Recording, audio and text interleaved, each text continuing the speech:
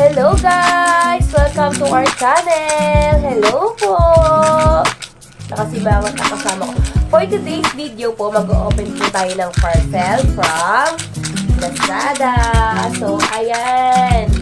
Yan ay circle parcel. So, titignan natin kung tama yung color na binigay po sa akin na color pink and 3 dozen na nito. Yan po ay purple plate holder.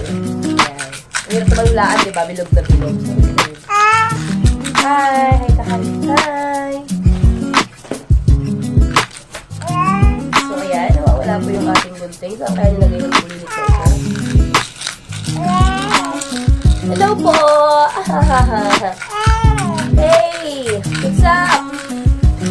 Shout out po sa lagi pong nagla-like at nag-reviews ng aming channel ni Lexi. Simulan na po natin yung open. No.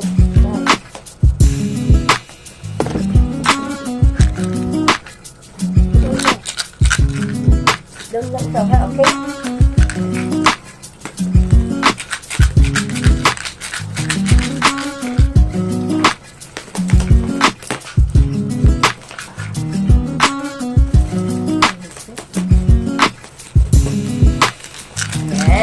So, sinisimulan ko na nga po palang i-ready yung mga kakailanganin po para sa magaganap po ng birthday ni Baby.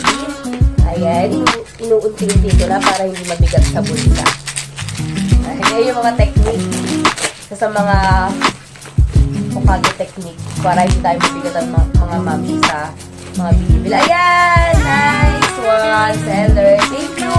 So, check po yung color. Tama yung color. So, bibilangin naman po natin kung tama po yung kung 3 dozen talaga yung ibinigay po sa atin na bilang. So, ayan. Ay, nasira isang cup. Kaya kasi dalawang takap-takap, balot po siya ng dalawa lang. No, ano?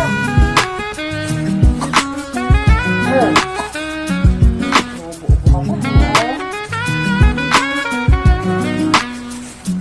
Bilang natin ito. Una. Ang una ay 1,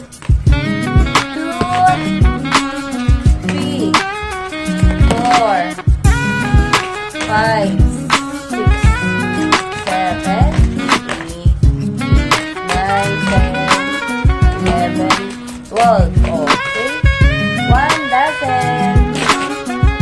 Another one. 1, 2, 3, 4, 5, 6, 7, 8, 9, 10, 11, 12. 2 dozen na.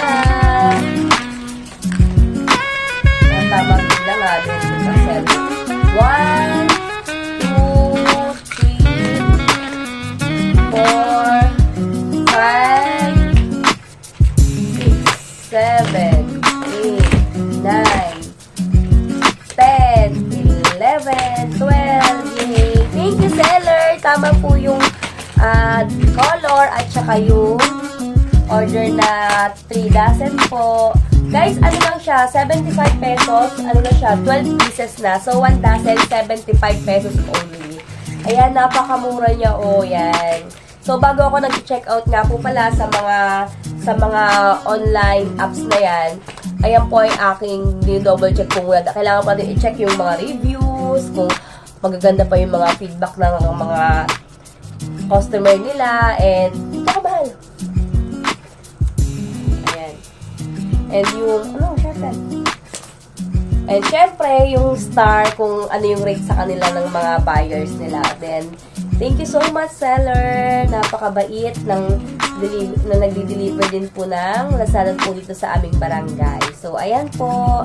And, next po na video po na i-share ko sa inyo is yung paggawa ko naman po ng, eto kung paano ko to ginawa.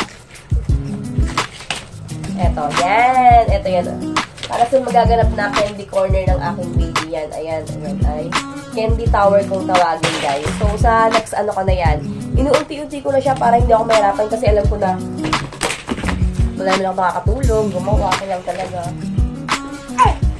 So, ituro ko sa inyo yung step by step kung paano ko ginawa. So, nagawa ko na siya, kailangan ko na lang gawin dyan para totally matapos po siya. Lalagyan na lang ng mga candies dun sa ano niya, sa paligid. So, ayan lamang po. Thank you so much po for always watching. Sa amin pong nagagalit na si Lexi. Kakatapos silang pumaligo. Sa amin pong mga video. So, see you around po. God bless. Bye-bye. Bye po.